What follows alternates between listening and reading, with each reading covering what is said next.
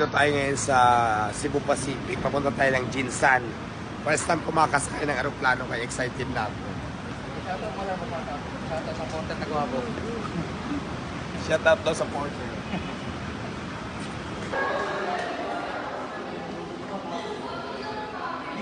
Ayan, time check muna tayo. Alas 2 na, no? Alas 3. No? Alas 2.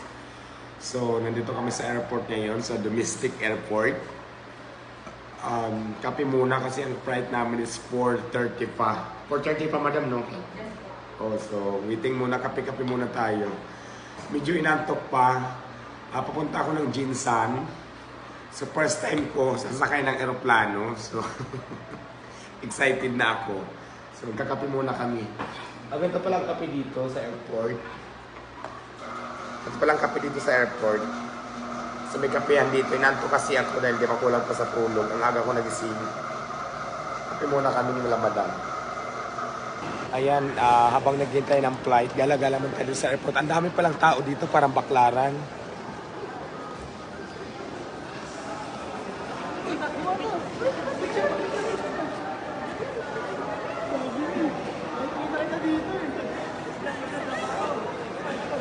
Natutuwa ako sa pati dito sa airport na nakakilala sa akin. So, parang parisan ko lang.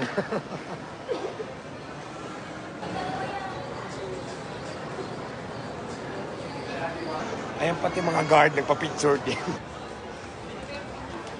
Sana ba tayo? Dito pa rin tayo sa ano, sa loob pa rin ng airport to. Ang dami-daming tao. Grabe, kita nyo. Madaling araw pa lang ha, alas 2 pa lang. Alas 2 pasado, mga 2:30. Ang daming tao pala dito, parang baklaran lang talaga. Ang airport pala, kasi first time ko dito magagani-ganito, parang baklaran pala, ang dami din ng tao. So ayan na nga guys, naglalakad na ako, papunta na kami doon sa aeroplano na kung saan sasakay na kami. Kasama ko si Ma'am Beam at saka si Alvin. So, ayan. May tumawag sa ate. So, mamaya excited na ako na makasakay sa aeroplano dahil first time magta-travel ako ng ganito kalayo at saka sasakay ng aeroplano syempre. So, ito na. Forward po tayo. Sa aeroplano na ako.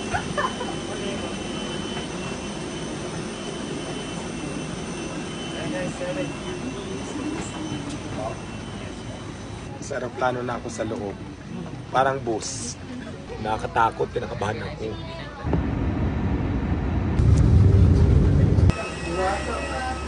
Idol! Nasa Jinsan na tayo. Ayun o, Jinsan. Para ko artista dito, marami kawain ng kami. Ayan ang sinakyan kong aeroplano, Cebu Pacific.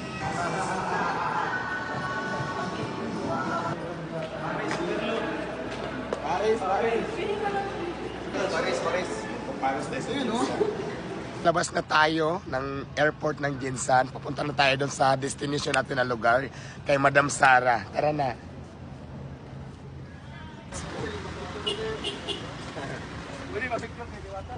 Hello. Welcome to Jinsan. Salamat po. Nakarating ako dito sa bahay mo. Gusto ang ganda pala ng bahay. Ay, naku. Madam. Halika na. Nakain na tayo. Kamusta ang iyong biyahe? Okay naman. Diyos ko, first time ko makasakay ng aeroplano. pa? Kinabahan ako. Madaming pasahero. Puno, super dami. Hindi sila naguluhan kami naman. Picture. Ito ako kuya. Ano po? Halika. Kakain tayo. Ang ganda naman pala ng bahay. Anong oras kayo? Maaga pala kayo, 12? 12 kami umalis sa Parisat, tapos nagtambay kami sa airport kasi di ba alas 5 na nga kami nakalis doon eh. Halika. At least nakadating ka. Hindi ka Oo. makapaniwala yung iba na dadating ka eh. Sabi ko hindi, tinawagan ko yun. College day kasi namin yun. So, sabi ko. Di ba, nagpa-picture tayo noon. Nag-trending yun. Hindi ko alam. Kasi wala naman ako mga Facebook, wala ako. Oo, nag-trending yun kasi dami nag-share, dami pumuri nga sa'yo no, kasi binigyan mo ako ng pera ng unang meet natin. So nag-trending yun kasi in-upload ko din yung video ko sa'yo. Oo. In-upload ko sa YouTube. Ang daming aso pala. Ngayon, Ma'am, nakita ka namin kay Diwata, Mama, magpa-picture din kami ba? Ang dami-dami na daan sa akin sa school. Sabi ko, sige, college day. Inano ko, in-invite nga kita. Di ba, biglaan. Tapos, yung mga estudyante, hindi nila alam na surprise. Hanggang kagabi, madaling araw, maraming tumatawag kay Rebecca na nagte-text. Hindi sila makapaniwala. Pinilagay ako doon, pangalan mo. Yan. So ayan, for today's video, nandito kami sa sasakyan. Pupunta na kami sa eskwelahan sa Golden State College, kung saan doon ako magtuturo sa Golden State College dito sa General Santos City, kung saan tuturuan ko sila kung paano gumawa ng chicken, kung paano lutuin ang chicken joy, kung paano lutuin ang Diwata Paris Overload. Kaya handa na ba kayo? Let's go! Ayan, nandito na tayo sa school ng Golden State College sa General Santos City. Ano na? Kasama ko siyempre si Madam Sarang, may-ari ng school na ito. Golden State. Hi po!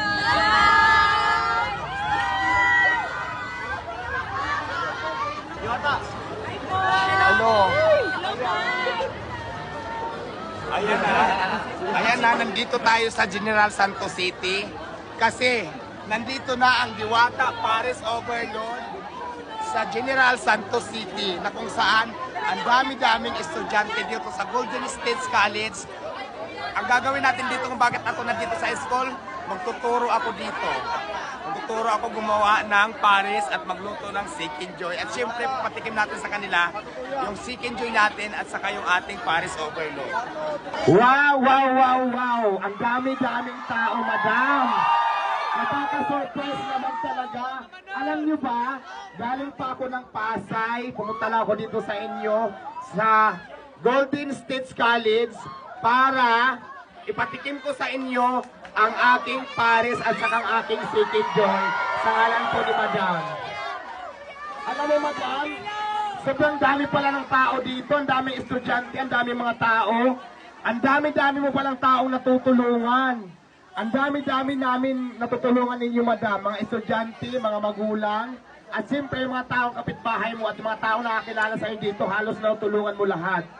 Alam mo, Madam, feeling ko lang pag tumakbo ka siguro dito ng posisyon sa gobyerno, mayor man kung ano man posisyon, senador man yan o presidente pa, naku, Madam, sigurado ng panalo. Kaya lang parang napapansin ko sa iyo ngayon, parang wala ka pa yatang plano tumakbo, no?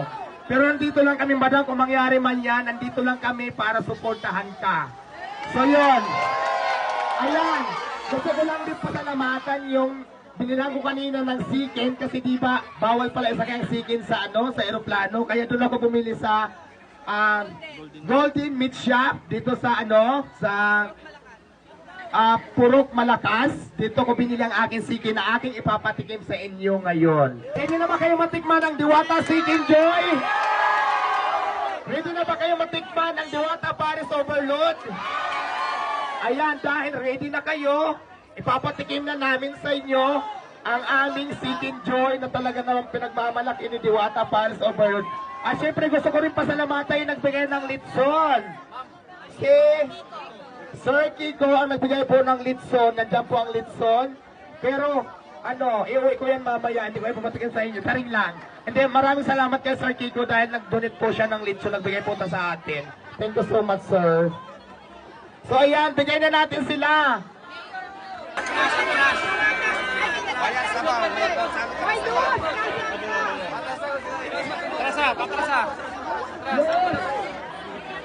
Asa ka doon? Ay, asan yung panimani pakita? Oh, simog na, simog.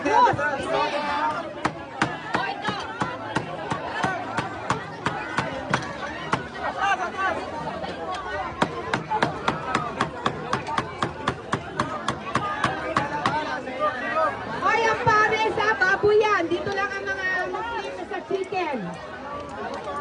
Bawat chicken, tatlong makati ha.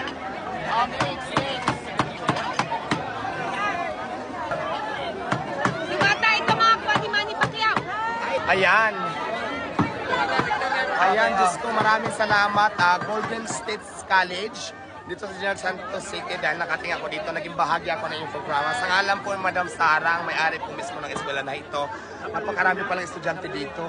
Alam, sa totoo lang, nandito ako para magturo. Eskwelahan to, di ba? Para turuan ko yung mga estudyante, para maggumawa kung paano gawin ang Diwata Paris at saka Diwata City Joy. Diba, biglang naging teacher ako dito. Nakita nyo naman, di ba? Sobrang dami ng tao. Pakita nyo.